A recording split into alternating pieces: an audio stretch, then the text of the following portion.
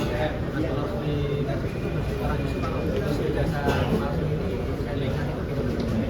Nah, ya mungkin isu-isu ini yang perlu kita luruskan juga ya Mas, bahwa sekarang juga ada narasi-narasi di media mengatakan adanya kriminalisasi atau adanya upaya-upaya untuk menjatuhkan orang-orang yang mengkritik.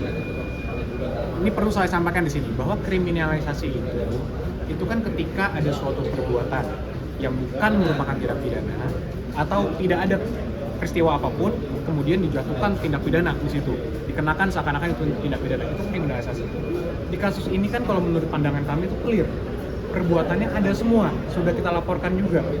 Semua itu sudah objeknya kita laporkan, saksinya ada, objeknya ada. Jadi semua itu jelas, masyarakat pun bisa lihat di sosmed semua tindakan-tindakan yang kita adukan, kita laporkan itu ada semua. Jadi kalau narasi-narasi yang seperti kriminalisasi itu sangat kita sayangkan bahwa ini settingan, bahwa Pak Jokowi ingin menjatuhkan orang itu ke penjara, itu sangat tidak benar, menyesatkan, dan kita sangat sayangkan. Dan itu tadi Pak Jokowi juga sampaikan, beliau juga sedih sebenarnya kalau proses ini berlanjut. Dan itu kan sudah 2 tahun lebih Pak Jokowi diamkan, tidak ada sama sekali langkah apapun. Justru 2 tahun terakhir, 2 tahun dari sebelumnya Pak Jokowi sudah digugat dan sebagainya. Kita respon kembali melalui jalur hukum yang ada juga. Kita jawab, kita melakukan pembuktian di pengadilan dan sebagainya. Dan ternyata kan buatan mereka juga tidak berhasil. Jadi sekali lagi, untuk kalaupun ada narasi-narasi seperti itu, ya kami minta dihentikan karena itu tidak benar dan menyesatkan.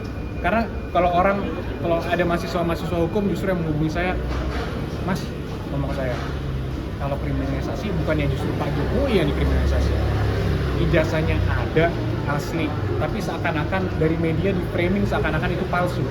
Jadi siapa yang dikriminalisasi di sini?